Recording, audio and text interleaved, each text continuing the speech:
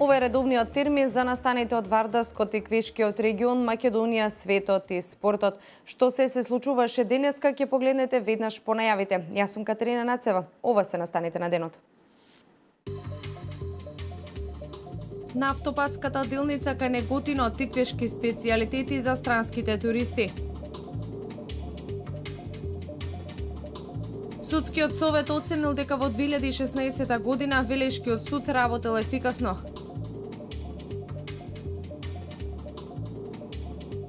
Одбележани 204 години од раѓањето и 139 години од смртта на големиот градител Андреа Дамјанов.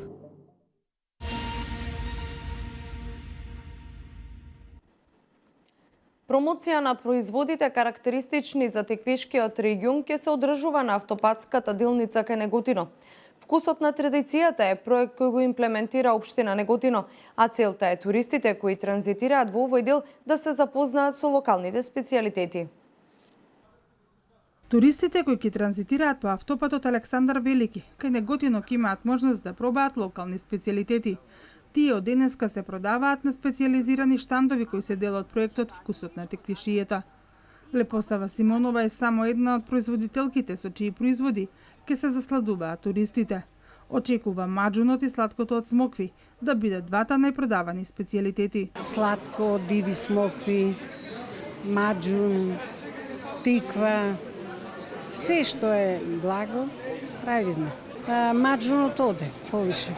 Во последно време повише он се бара, а во тренте и од секојаш сладкото од диви смокви.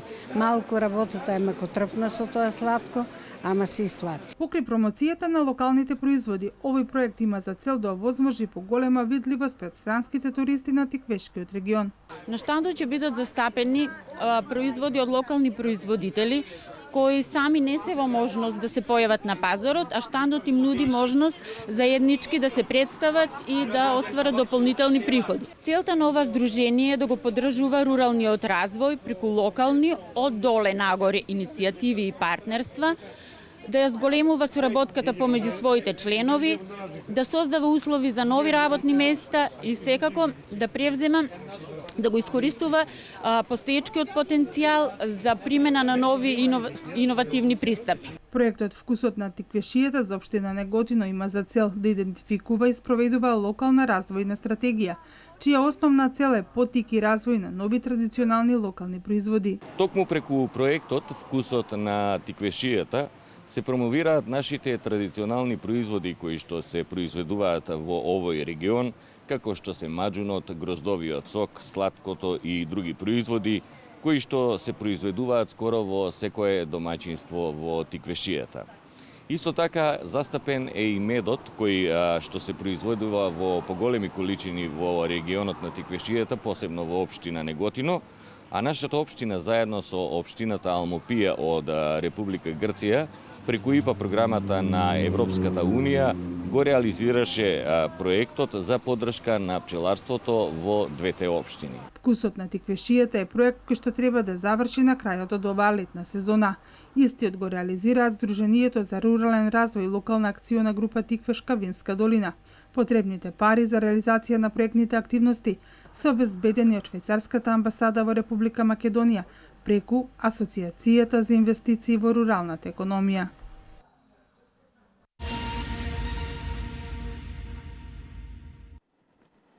Млади предприемачи, носители на младински и рурален туризам е проектот кој извидничкиот одред Димитар Влахов од Велес ќе го имплементира во наредниот период. Реализацијата на овој проект е обид за промоција на еко-етно-агро младински туризам, а со тоа и поттикнување на предприемачкиот дух кај младите. Поттикнување на предприемачкиот дух кај младите, ова е само една од приоритетните цели на проектот кој извидничкиот одред Димитар Влахов од Велес го реализира преку Сдруженијето за рурален развој Вардар Лидер. Во овој проект вклучени се млади невработени лица од општините Велес, Чашки и Градско. Кај завршените средношколци утврдено е дека има голема незапосленост и овдека преку развојот на младинскиот рурален туризам сакаме кај младите луѓе да иницираме развој на мали семејни бизниси, односно преку создавањето на преку развојот на руралниот туризам, младите да имаат можност да посетат пчеларник, потоа да посетат рибник, да посетат трво со кози, со овци, да посетат луѓе кои што изработуваат во домашни услови кошеви, понатаму кои што изработуваат производи од керамика. Значи, со тие мали семејни бизниси, кај младите да се иницира потреба за самите да создадат семејни бизниси. Реализацијата на овој проект е обид за промоција на еко-етно-агромладинскиот туризам, што на територијата на трите општини кои се дел од проектот многу лесно може да се развива, вели Гушев. Месецот септември е за кампот каде што младите ќе учат и како се пишува бизнис план, понатаму стратешко планирање и на крајот да добиете една основа за самите да иницираат развој на мали семејни бизниси. Преку анкетни листови, организаторот селектираше 50 средношколци, евидентирани како невработени лица. Тие во наредните 3 месеци, преку планираните 3 фази на проектот Млади предприемачи, носители на младински рурален туризам, ќе бидат дел од проектот кој може да понуди решение за многу невработени лица.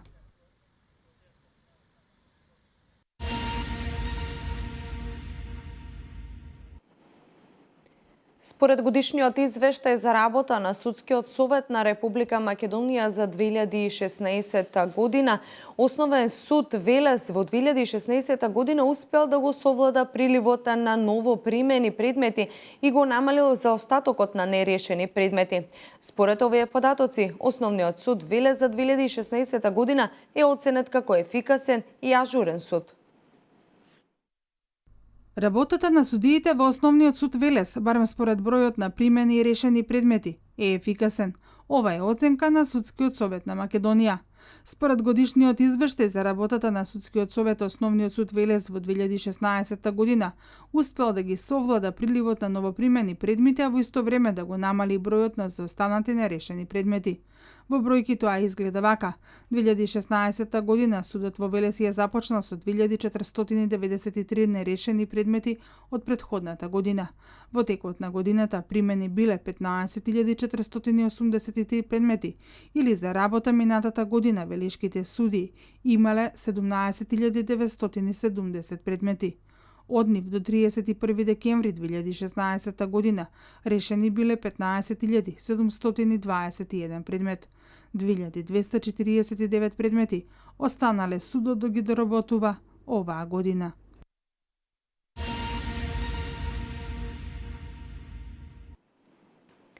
Бенефицираниот стаж да се пресметува согласно возраста и поминатото време на ризично работно место. Вакви измени предлага Министерството за труд и социјална политика, од каде најавуваат ревизија на професиите со зголемен ризик преку формирање на комисија за утврдување на бенефицираниот стаж. Барањето на независниот градежен синдикат за воведување на бенефициран стаж за сите градежни работници можеби бил иницијатор на каписла за Министерството за труд и социјална политика да најави формирање на комисија за утврдување на бенефициран стаж.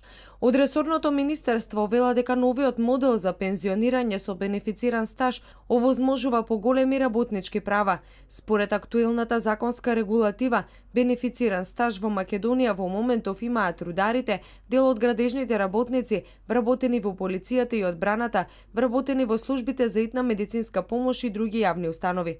Во статистиката на Министерството за труд и социјална политика, во моментов во државава има 28451 активен осигуреник со непрекинат бенефициран стаж, а 41161 осигуреник кој работел на ризични места со бенефициран стаж, но со прекини.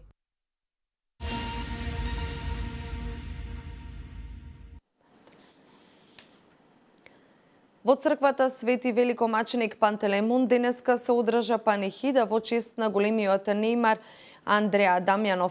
Се одбележаа 204 години од неговото раѓање. Панихидата во храмот, кој е едно од најубавите дела на Дамјанов, ја извршија свештеници од Повардарската епархија, а настанот го организираше општина Велес. И после веќе половина, делата на Андреј Дамјанов, најголемиот балкански градител, се горди монументи од кои учиме и се представуваме пред светот. Со положување на свежо цвеќе на вечното почивалиште на неимарот на македонската сакрална градба, се одбележаа 204 години од неговото раѓање и 139 години од неговата смрт.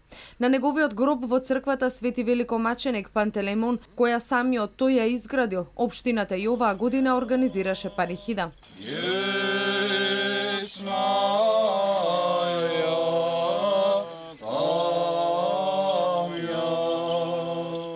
По молитвите на светите отци наши, Господи Исусе Христе Боже наш, помилуј не. Градителската умешност на Андреј Дамјанов била забележана во Европа, особено од патеписците кои Андреја го споменуваат како вреден и ценет мајстор и градител уметник. При изградбата на црквите, Дамјанов особено внимавал на акустиката во интериерот на истите. Во Велес доаѓаат многу гости.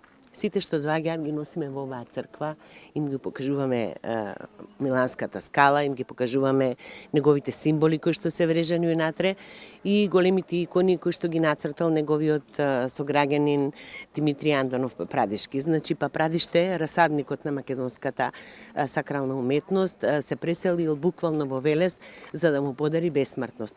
Токму затоа секоја година доаѓаме да се поклониме на овој гроб, да му дадеме почит и да оставиме спомен за идните генерации. Делата на Андреј Дамјанов се врежани длабоко во нашите животи. Големиот Дамјанов е гордоста на Велес и Македонија, вели Чадиева. Наредната година прославуваме јубилеј, 205 години од неговото раѓање и 140 години од неговата смрт. Се надевам дека овој голем ден ќе биде одбележан како што доликува на големиот мајстор и градител уметник, додава Чадиева. И се надевам дека ќе има доблест и свештенството кое што го има овој храм во изградено од Пантелеймон и дадено од Андреја и дадено на дар, ќе има доблест да го одбележи со малку поголема помпа. Исто така ние нема да го заборавиме и на 9 август кога ќе го славиме и заштитникот на градот Пантелеймон, односно храмот кој што ни го изгради Дамјанов, така што очекувам наредната година цела Македонија, сите архитекти, Сдруженијето на архитекти, архитектонскиот факултет и сите оние кои што знаат да вреднуваат вистински дела, да дојдат и на овој ден да се поклонат пред гробот на Андреја Дамјанов. Андреја Дамјанов е роден во 1813 година во село Папрадиште, Велешко, во семејство на познати мијачки градители. Со своите браќа, мајсторот Андреја градел цркви во Македонија, Бугарија, Србија, Босна и Херцеговина и други земји на Балканот. Дамјанов ги изградил и црквата во манастирот Свети Јоаким Осоговски кај Крива Паланка, црквите Света Богородица во Ново село Штипско и Свети Архангел Михаил во Чичево. Во Србија ги изградил црквите Свети Илија во Печењевац, Свети Ѓорги во Смедерево, Соборната црква во Ниш, како и Соборната црква во Сараево, а ја завршил градбата на црквата во Мостар.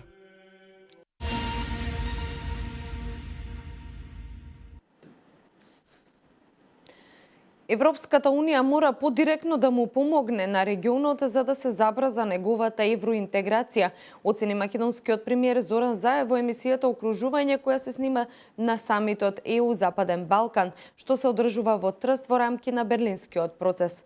Заев смета дека мора да се поттикне економскиот развој на регионот, посочувајќи оти растот не може да се сведува на 2, 3 или 4%, туку мора да биде 6 и повеќе проценти за да можат земјите од регионот побрзо да ги достигнат развиените држави од Европската Унија за да привлечат повеќе инвеститори. Во рамките на 4-тиот самит на Западен Балкан ќе бидат одржани и повеќе значајни придружни програми како бизнис форум за мали и средни предпријатија, форум за млади, работилница за борба против корупцијата и тематската дебата диалог со граѓанското општество. Вести од земјава. На 4-тиот повик на Фондот за иновации селектирани се 32 од 59 проекти во следната фаза за финансирање на стартап и комерцијализација на иновации на микро, мали и средни предпријатија.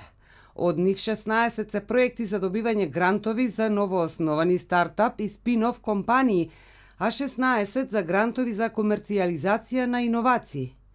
Информатичките и комуникацијските технологии се во најголем дел од предселектираните предлог проекти, но застапени се и оние од областа на маркетингот, прехранбената индустрија, производството, образованието, трговијата на мало, спортот, забава и рекреација и управувачките дејности. Во следните денови представници на Фондот за иновации ќе спроведат теренски посети кај дел од апликантите.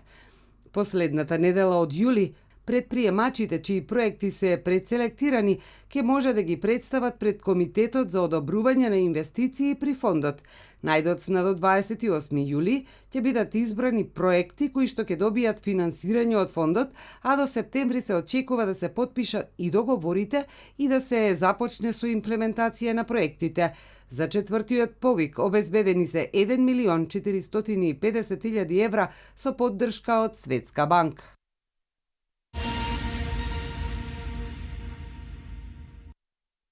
Вечерва започнува 57-то издание на фестивалот Охридско лето, а на отворањето концерт ќе одржи джез квартетот Форплей и оркестарот на Македонската филхармонија под диригентската палка на Емин Джијан. Председателот Ѓорѓе Иванов, кој е покровител на манифестацијата, ќе има свое обраќање. Ова е за прв пат во историјата на фестивалот на свеченото отворање да има джез настан, кој предизвикал огромен интерес.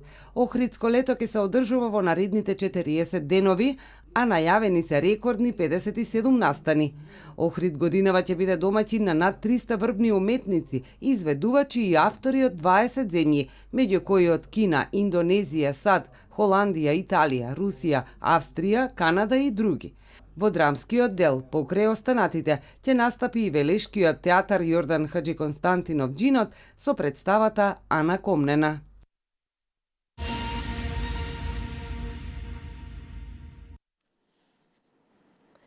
Хрватска синоќа беше зафатена од невреме по бранот жештини. Во делови од државата паѓа голем град, односно со големина на пинг-понг топчиња, јавуваат хрватските медиуми. На северниот дел од Јадранот и во горските предели имаше порани врнежи проследени со грмотевици. Невремето во Загорје предизвика огромна штета. Голем број од жртвите се жалат дека градот им ги оштетил автомобилите, јавуваат хрватските медиуми. Продолжуваме со вести од светот. Во 2015-2016 година во Европа регистриран е пат на количеството на фалсификувани банкноти. Информацијата ја потврдува Бирото за борба против фалсификувани пари при француската полиција, нагласувајќи дека и понатаму Франција не е погодена од ширењето на лажни пари. 34% од фалсификуваните пари во Европа се во Франција, што ја прави најпогодна држава во еврозоната. Следуваат Италија, Германија и Шпанија. Бирото констатира дека има значително зголемување на процентот на откриени фалсификувани пари. Очекувањата се дека тенденцијата на пат ќе се задржи во 2017 година. Најчесто фалсификувани пари се банкнотите од 20 и 50 евра.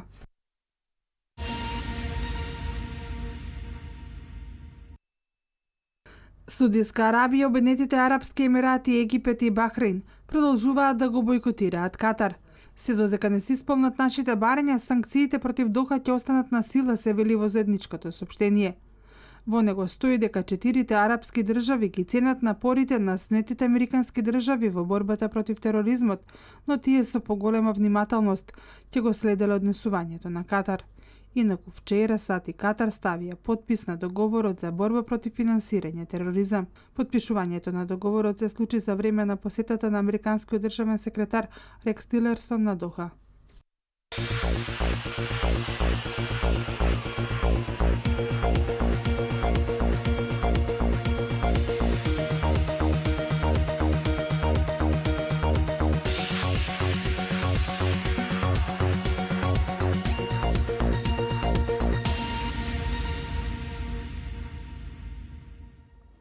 Промена на времето со услови за краткотраен пороен дожд, грмежи и северозападен ветер се очекува од утре попладне.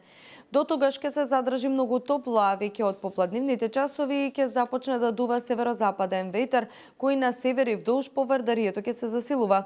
Од петок попладне и во сабота ќе биде нестабилно со пороен дожд, грмежи и повремено засилен северен ветер, претежно во источните и јужните делови. Во недела, во предпладневните часови врнежите ќе престанат, а овој ден ќе биде најсвеж во периодот со температурата, која на повеќето места нема да надмине 30 степени. Од понеделник температурите повторно ќе бидат во благо покачување. Со метеоинформациите го заокружуваме информативното издание на Дневникот на К1 телевизија. Јас ви благодарам за вниманието. Пријатно!